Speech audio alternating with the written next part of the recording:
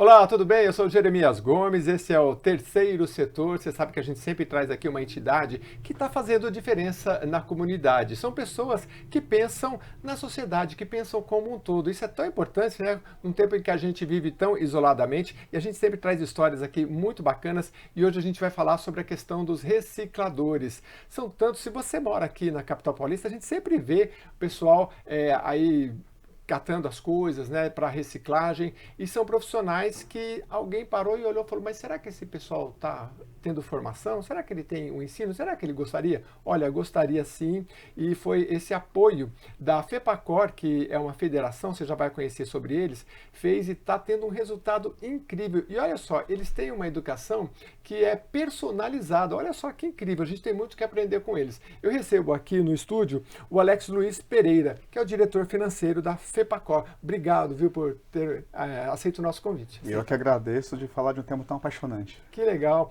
Eu queria falar um pouco da sua formação, porque eu comecei a ver o seu currículo e falei, eu não vou falar, porque aí vai o programa inteiro, né? Conta um pouco, assim, a sua trajetória até chegar na cooperativa. Bom, eu costumo dizer que eu tentei fugir de pessoas, né, de lidar com pessoas, porque a minha formação é técnica, né, em eletrônica, em ciência da computação, então na minha cabeça de jovem eu achava que ia ficar num laboratório mexendo com máquina. Gosto bastante de tecnologia, mas a vida acabou me trazendo para o cooperativismo, para reciclagem, e hoje basicamente eu passo o dia inteiro tendo contato com pessoas, então, ou seja, a tecnologia de certa forma acabou me humanizando.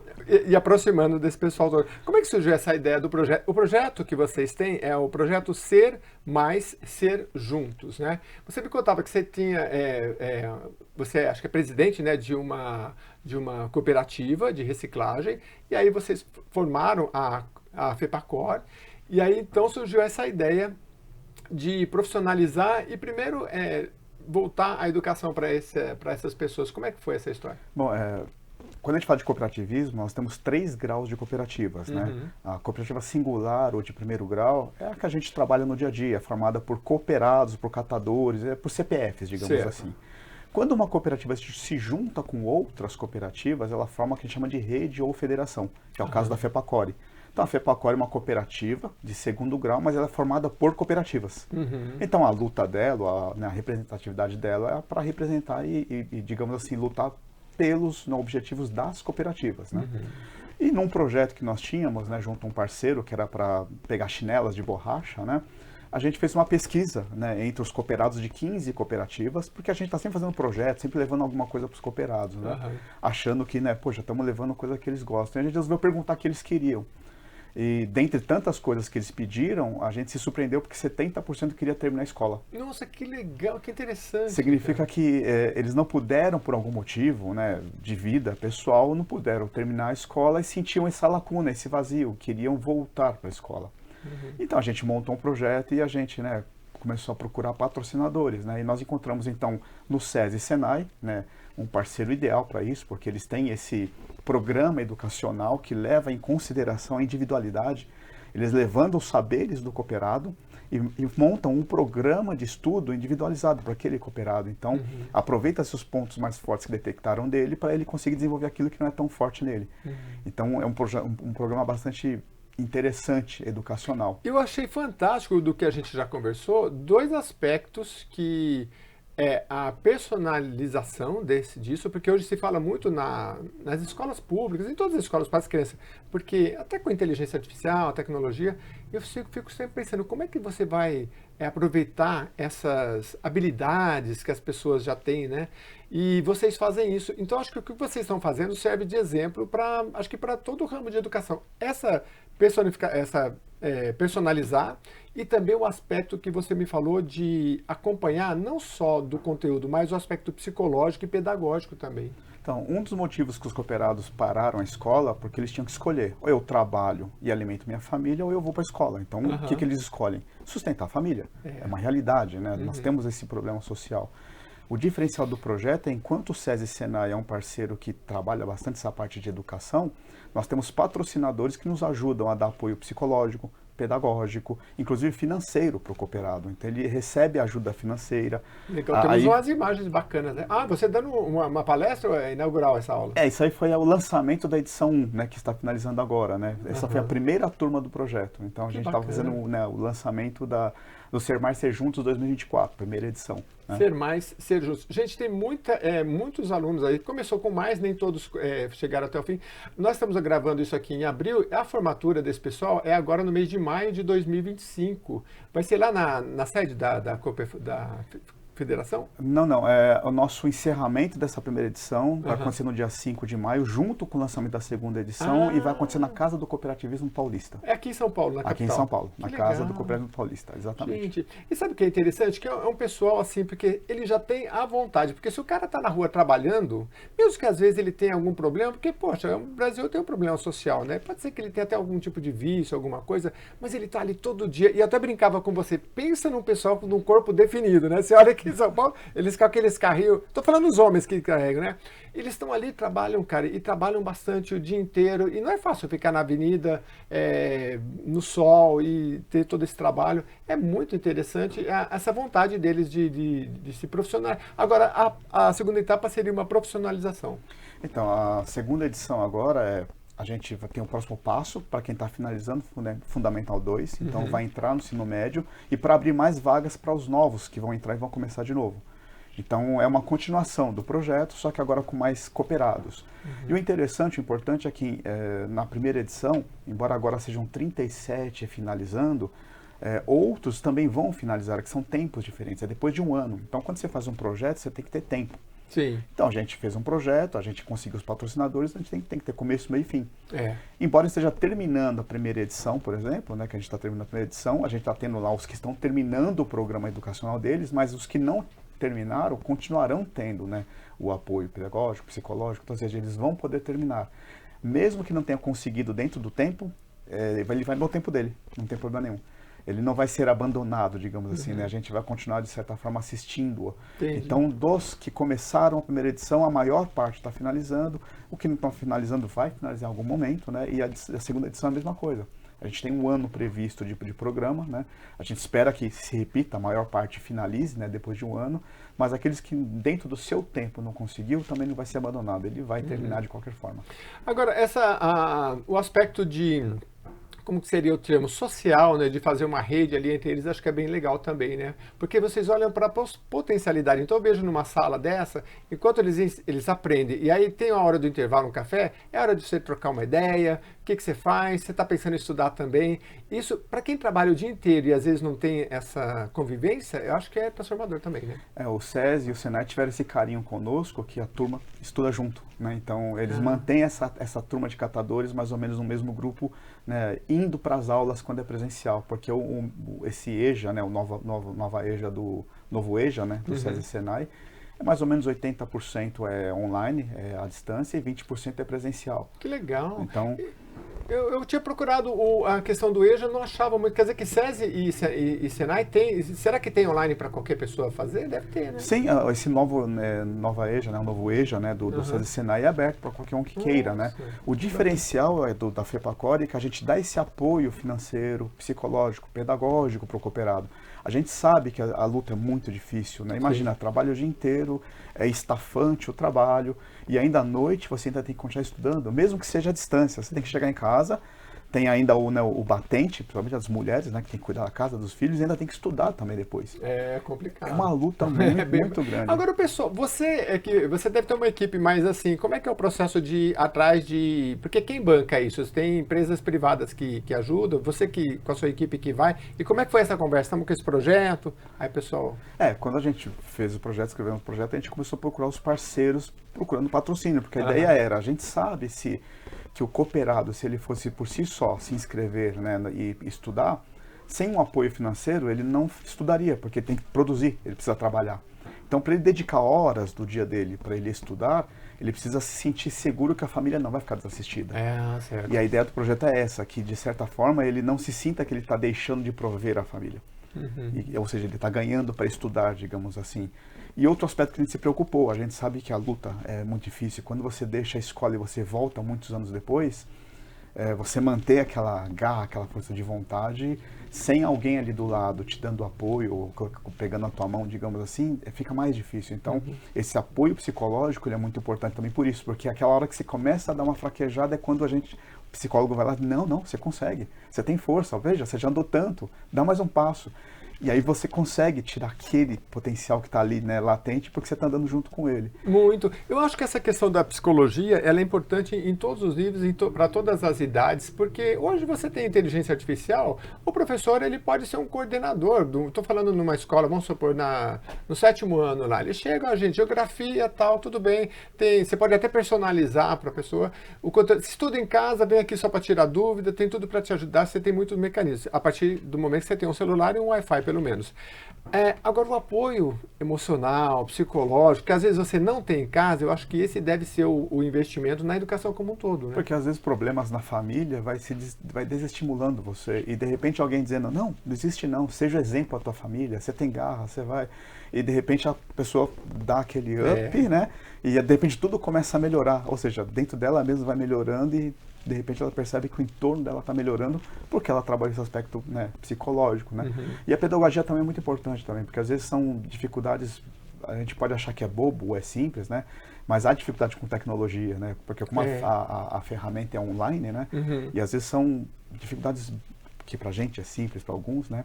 Mas quando você vai lá e ajuda, faz o passo a passo, tá ali do lado, quando termina o cooperador, mas era só isso? Você sim, era só isso. Ah, agora eu sei.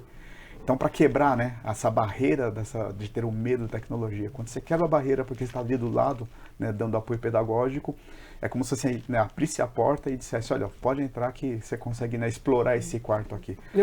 E todos nós temos um certo limite, né, de crenças e de tudo. Isso é muito importante. A gente traz muitas organizações aqui e eu me lembro de uma história que me marcou, que a menina falou assim, olha, a gente vai levar vocês para um parque e tal, assim.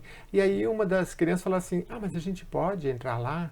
Então, assim, às vezes não sabe que pode ocupar um espaço público, né? Então, essas barreiras têm que ser quebradas. E tecnologia, às vezes, você fala, poxa, é difícil, tem um monte de coisinha aqui. Você dá uma aula simples, a pessoa entende e vai adiante, né? Muito bacana. Então, a gente tem uma história que aconteceu, porque, né, no final do curso, os cooperados têm que apresentar um projeto. Então, eles fazem um projeto e apresentam, que é ali para mostrar que ele está apto a receber lá o diploma, né? E a gente sabe de uma das apresentações, uma cooperada, ela não conseguiu, no começo da apresentação, ir até a frente da sala. Então ela pediu, posso falar daqui do fundo? E ela começou a falar, mas aí ela acho que ela foi se soltando e de repente ela foi caminhando e quando estava para terminar, estava ali, mas no meio ela já estava na frente da sala falando. Que bacana. Então não é só estudar, né? É um desafio também de você vencer os seus limites, né? Você né, passar pelos obstáculos que você mesmo coloca para você. Então eu acredito que esse projeto tem também esse viés de fazer, né, a pessoa se desenvolver como pessoa também, né? E vencendo algumas barreiras internas, né, que a gente bota ali. A gente tem umas imagens, ali já é aula mesmo, né? É uma aula. Essa é uma aula presencial. Olha quanta gente ali, o pessoal bem interessado. Daí ali, já foi do lançamento. Do lançamento ali, ó. O Alex está sentado ali também, prestando atenção, agora está em pé ali. Que bacana. O envolvimento de todo o pessoal. Agora vocês deram muita sorte assim, né, de correr atrás, de ter o SESI e o Senai. Eu estudei nos dois. E para mim foi um diferencial. Meus professores do Senai, eu não esqueço até hoje, meu professor de matemática, ele brincava assim, ó, vem, primeiro dia de aula, vocês não sabem nem fazer conta. O professor, calma, não sabe. Aí ele dava conta de dividir com vírgula, não tinha um que acertava. Hoje vocês vão aprender. E o Senai era um sistema, não sei se ainda hoje que se chamava de sistema americano. Você saía da sala e ia para a sala do professor, o professor não saía da sala. Então isso era uma coisa, parece que não é nada, mas assim, ali o professor é dono. Você está entrando no ambiente do professor. Então, e era muito organizado e a gente aprendia mesmo, porque era uma organização, e não tinha essa de conversa paralela, mas nem pensar, saía da sala na hora. Então, era um sistema rígido, mas muito bem feito, muito bom. Tá, a gente está muito feliz com essa parceria com o SESI e Senai e muito feliz com os patrocinadores, porque na verdade os patrocinadores são tão importantes que é o que possibilita ter lá o psicólogo, a pedagoga, esse apoio, né, individualizado, né, o apoio financeiro para o cooperado, né, a alimentação quando ele vai para a escola, por exemplo, né, são coisas que para muita gente pensam que é bobinho, é coisa, mas não, isso é importante. Ele trabalhou o dia inteiro, ele está com fome. E se ele não comer alguma coisinha, né, antes de entrar na aula, ele não consegue estudar bem. Qual que é a média de ganho de um catador, assim, no estado? Capital acho que é maior, né? Então, varia muito. Varia muito, né? Porque você tem as cooperativas mais organizadas, que estão trabalhando em rede, tem aquelas que estão fora, digamos assim, do sistema, ou ainda as que estão informalizadas. Mas eu consigo afirmar que as que estão formalizadas conseguem aí gerar uma média mais ou menos de 2, 2,5, né? Para uma cidade como São Paulo, R$ 2.000, 2.500, para quem tem 2, 3 filhos, a pessoa tem que morar muito na periferia e é uma vida bem complicada, né? Exatamente, é isso mesmo. Porque São Paulo, o custo de vida aqui é muito alto. Esses dias um camarada falou, tem um apartamento ali no Bom Retiro. Eu falei, quanto é? É, 3.500. Eu falei, 3.500, né? Porque tem dois. Eu falei, gente, como que tá caro, né, para você morar? E nem é um bairro nobre, nem nada, né? Então imagina, a pessoa tem que ir se afastando, morar longe. Quando ela mora longe, ela tem a questão de pegar o ônibus, todas as dificuldades, inclusive para os filhos e tudo mais. Como é que foram os desafios? E eu queria que você falasse um pouco de, principalmente agora, para expandir, para escalar esse projeto. Quem está nos acompanhando, empresários, catadores, outras cooperativas que podem conectar com vocês e, de repente, expandir isso para o Estado, porque agora é uma turma pequena, mas pode ser que expanda, né? Então, a nossa primeira edição, a gente até chegou a acreditar que seria só uma edição, né? Porque a gente fez uma pesquisa, queriam terminar, a gente, poxa, vamos ajudar esse pessoal que quer terminar. E a gente, né, foi surpreendido de maneira positiva, né, de que gostaram, querem continuar. E aí começou aquela onda de, olha, eu fiz, mas como é que você fez? Mas como é que aconteceu? Mas eu também quero. Então a gente acredita que as próximas edições vão crescendo, né, cada vez mais. Então até que essa primeira edição a gente focou muito no Fundamental 2 e no Médio, né? Tanto a primeira edição e a segunda, né? E a gente vem ali, né? A gente está articulando, estamos pensando seriamente em atender as duas pontas, né? Ou seja, a alfabetização e o superior. Nossa, que legal. Mas tudo depende muito de patrocínio. Então, se fizemos uma primeira edição, a segunda já cresceu um pouco, né? A gente está feliz porque a gente acredita que vai ser uma crescente. Então, ou seja, a terceira edição a gente acredita que vão ter mais patrocínio, vamos conseguir trazer mais cooperados, né? Mais catadores, né? Vocês estão com quantos patrocinadores agora? É um só que patrocina todas ou são vários? Não, nós temos um patrocinador, né, Master, aquele que tem a maior cota de patrocínio, e depois temos mais 4 patrocinadores com cotas menores. São empresas envolvidas na reciclagem ou não necessariamente? São empresas que distribuem, né, que criam, né, fabricam embalagens, por exemplo, né, mas de certa forma estão ligadas ao trabalho dos catadores, porque a gente, né, os catadores estão retirando do meio ambiente, estão tirando da sociedade essas embalagens para ser reaproveitado. Eu sempre faço uma pergunta aqui, essa questão de colaborar, porque assim, a gente vive culturalmente, né, isso vem lá da Bíblia, o que a sua mão esquerda doar, a que a direita não saiba. E nisso a gente tem uma cultura no país que é assim, você deve ter encontrado isso, eu vou ajudar, mas não quero que me divulgue. O que você acha disso? Porque minha opinião eu acho que devia divulgar. No seu site, essa empresa de embalagem, colocar lá, temos um serviço social, porque isso incentiva outras pessoas também, né? E outra, dá o selo de que se eu estou ajudando, isso é sério, porque eu não vou colocar meu nome numa coisa. Então, talvez no começo não, mas depois você poder divulgar, eu acho legal. Qual a sua opinião? Não, a gente pode sim, a gente, né, tem esse cuidado de sempre falar o nome dos patrocinadores quando é permitido, né? Sim. Por exemplo, todo o nosso material de divulgação está lá os patrocinadores, né? Todo evento está lá os patrocinadores, né? Tudo que a gente divulga de relatórios do programa, do projeto, os patrocinadores estão ali sendo mencionados, né? Sempre que dá espaço a gente menciona. Então, e o impacto que você vê disso na social? Porque deve ser muito... Então, você tem uma comunidade onde as pessoas vão evoluindo, vão estudando, e depois pode até fazer um curso técnico, que é importante, ou até uma faculdade. É uma coisa que você vê de médio e longo prazo, né? Não dá para ver, mas o impacto social é bem relevante. Então, eu estou convencido que este é o verdadeiro impacto social. É o mais importante, um dos mais importantes, porque você já está dando o básico, assim, até a alimentação, a condução. A educação acho que é meio que no básico hoje em dia, não tem como. E a educação, ela faz ele ser um ser humano melhor também. E mais importante que isso, ele se qualificando, ele também qualifica a cooperativa também. A gente está preocupado com a sucessão, né? Quem vai dirigir a cooperativa no futuro? Porque a cooperativa tem uma particularidade, a direção ela é eleita, ela tem mandato. Então, de tempos em tempos, você vai trocando a diretoria. Então, é importante que o quadro social das cooperativas vão se profissionalizando, né, se educando, porque em algum momento eles vão assumir a diretoria. Né? Essa troca, né, de direção nas cooperativas, isso é muito importante para a gente. Né? A gente tem esse viés bastante democrático, né? Então é o momento de tal diretoria, aquele perfil, vai trocar, vai chegar um momento que é uma outra diretoria, e isso é bastante saudável. E curso técnico, o que vocês estão pensando em fazer? Então, a gente está articulando, né? É óbvio que o Senai, né, profissionalizante, já é nosso parceiro, então ele está ali, né? E a gente vem articulando, né, não consigo divulgar agora porque é tudo muito embrionário, né, mas a gente está pensando em alguns cursos superiores, né, mas todos ligados muito a cooperativismo, logística, gestão de resíduos, gestão ambiental, que tem tudo a ver com a nossa área. Nossa, é bem bacana. Agora, na área de reciclagem no Brasil, a gente tem que evoluir bastante. Eu falei da questão das latinhas, né?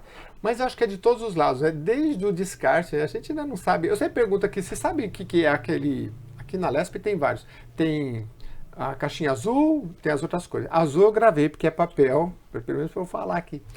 Mas a gente não sabe, e aí a gente não descarta certo, né? Então, a gente faz muita coisa errada. Eu, pessoalmente, particularmente, eu sempre defendo, eu sou daquele grupo que defende que não vamos complicar. É só resíduo seco, reciclável e orgânico e pronto. Separa só assim. Deixa que nós da cooperativa, nós conhecemos, nós sabemos como separar. Então deixa que a gente separe os Mas tem gente que ainda mistura, né? O orgânico com... Muito, né? Infelizmente. Gente, é tão simples. Orgânico é o seu arrozinho, seu feijão, qualquer coisa. A caixinha de leite é separado. Só isso, só isso. Eu vou dar um dado preocupante, né? Das cooperativas habilitadas na cidade de São Paulo, de 40% a 50% do que chega para a gente triar é rejeito, é perdido, está contaminado. Está contaminado com os orgânicos? Com orgânicos, com resíduo de comida, entre outras coisas assim, né, tristes de mencionar, entendeu? Inclusive lixo de banheiro. Lixo de banheiro. Então, assim, coloca o lixo de banheiro. O de banheiro a gente não mistura com orgânico? Ou pode misturar?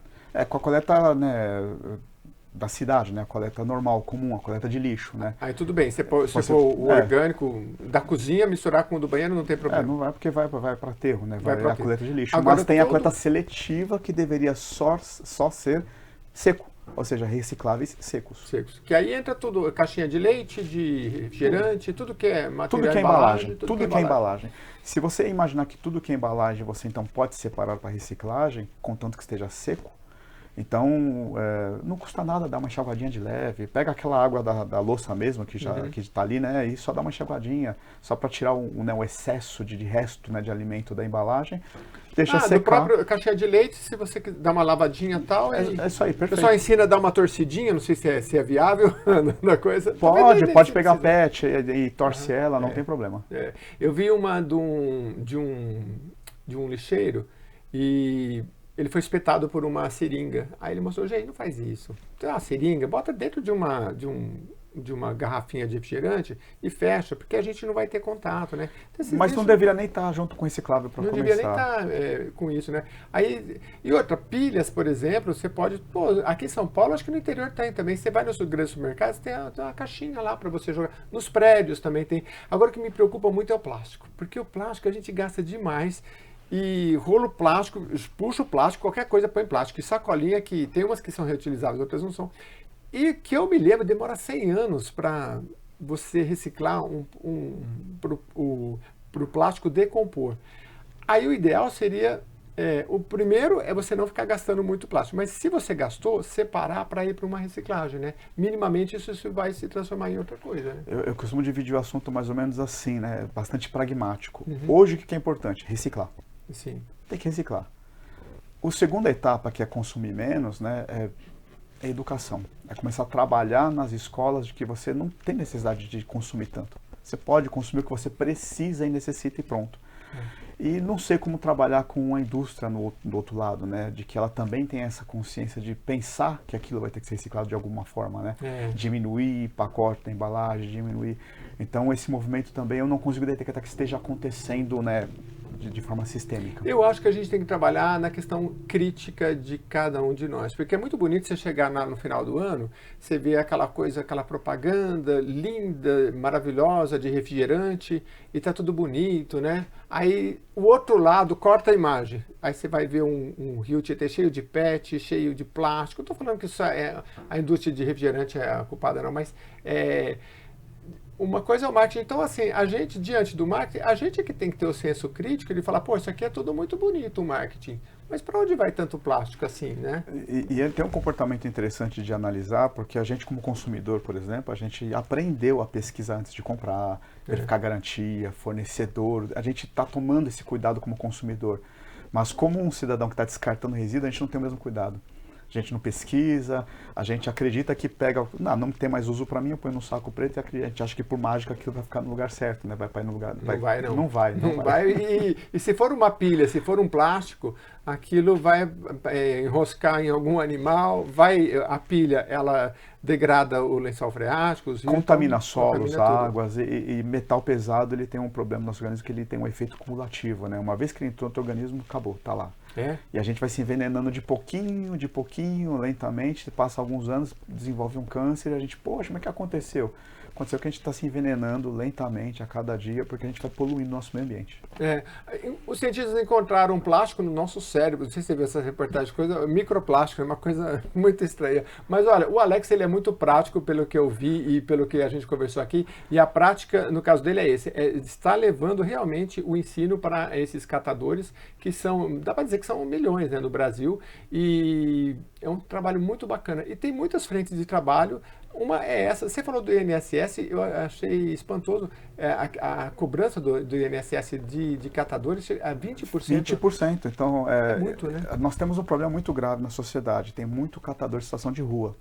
Quando você tenta, né, formalizar e trazer ele para as cooperativas, ele vai fazer a conta dele. Peraí, eu mal consigo fazer R$1.000, eu vou ter que contribuir com 20% para o INSS? Não tem como. É muito. Aquilo é a comida dele do dia, é o que sustenta a família dele. Então é uma luta que a gente está há alguns anos brigando bastante, mas não evolui, não sai do lugar. Tomara que... Parece que ninguém está escutando a gente. Não, mas tomara que escute muito, e é por isso que a gente traz essas realidades aqui nos programas, para a sociedade entender e vocês ganharem cada vez mais força. E eu acho que o principal é isso, como eu abri o programa, a gente tem esse senso de comunidade, porque a gente vive tão isolado, né? Hoje a maioria das pessoas na capital paulista vive em prédios, né? Já é mais de 50%. Muita gente que vive sozinha e vivemos uma época do self, né, do eu, né, da individualização. Mas não adianta construir muros, porque não adianta, a gente tem que enfrentar, e quando a gente vai lá, olha o problema, e duas coisas, uma que é agradável você poder ajudar e participar, né? Acho que esse sentimento que você deve ter aí, você foi meio que carreado para essa situação que você está, que veio de... Você vê a formação do Alex aqui, é incrível, ele tem informações, inclusive internacionais, enfim, e hoje está trabalhando com essa turma, mas acho que é bem prazeroso, né? Ver a mudança. Eu acredito que não tem coisa melhor do que no final do dia você pôr a cabeça no travesseiro para dormir, sabendo que o teu trabalho ajudou o meio ambiente e as pessoas. Então, e isso é muito gratificante, isso é muito bom. E poder também dar voz para aqueles que não têm voz, né? Porque o cooperado da reciclagem, o catador, ele é invisível para a sociedade, né? Poucos percebem que tem essas pessoas, esse trabalhador, né? Poucos percebem. É verdade. Graças a programas como esse, por exemplo, que a gente está dizendo, olha, existem trabalhadores, pessoas, né? Profissionais que sabem separar o resíduo, sabem triar. Por isso que eu comentei, não é importante o cidadão dentro de casa saber separar tipos de plástico. Não se preocupa não. Eu sou muito prático nesse sentido. Só separa o que for seco em embalagem, separa do orgânico e manda o seco em embalagem. A gente sabe o que fazer. A gente olha, sabe para onde vai cada parte e peça. É a nossa profissão, né? E nesse particular, né, a sociedade não questiona pagar um professor, um médico, um advogado. Mas quando a gente tenta dizer, olha, nós merecemos receber pelo nosso trabalho, é difícil, ninguém escuta, ninguém ouve, né? Ninguém valoriza o nosso trabalho. Então a nossa luta do dia a dia é esse, né? De tentar levar essa voz, tentar dizer que existe cooperado, existe reciclagem, tem o catador e ele é um profissional que merece também receber, né, o ganho dele digno como qualquer outro trabalhador honesto. Maravilha, eu queria que você... tem um site, alguma coisa? Quem quiser te procurar? Sim, é www.fepacore, né? Fepacore com 2 Os, né, de cooperativa, fepacore.coop.br. FEPACORE, ou se coloca no Google FEPACORE, vai aparecer lá. Para catadores que querem ter uma formação, se você tem uma cooperativa, também acho que vocês podem, mesmo que não seja federada, da sua federação, mas pode ter informação. Pode nos procurar, a gente vai dar, né, orientação e tudo mais, né? O nosso objetivo é se juntar e fortalecer, né, a categoria de reciclagem. E levar isso, espero que vocês consigam levar para todo o estado, e o EJA é sensacional, e essa parceria é maravilhosa, SESI e Senai são escolas maravilhosas, e agradecer também aos patrocinadores, né, que estão, ainda que não dissemos os nomes aqui, mas a gente sabe que tem gente por trás que sabe que vai colher frutos bem bacanas aí. Vamos deixar vocês com essas imagens aqui, agradecer bastante. Alex, volte mais para dizer das próximas turmas, e se alguém se formou no curso superior e um curso técnico, já fica o compromisso aqui, e trazer um cooperado também, para a gente contar a história dele. Com certeza, Pode ser? até para a gente incentivar quem está assistindo, de que sim, você pode. Você consegue sim. Se tem cooperados que estão voltando, estudando, finalizando, qualquer um pode também. Essa é a mensagem, né? E não tenha medo não. É cansativo? É lógico que é cansativo. É difícil? Sim, é difícil. Mas é possível. Legal. E a gente vai trazer um deles aqui para acompanhar com a gente. Muito obrigado pela sua participação. A gente vai ficando aqui, programa Terceiro Setor. Eu sou Jeremias Gomes, agradeço a sua audiência. Alex, mais uma vez, muito obrigado. Eu que agradeço. Muito obrigado.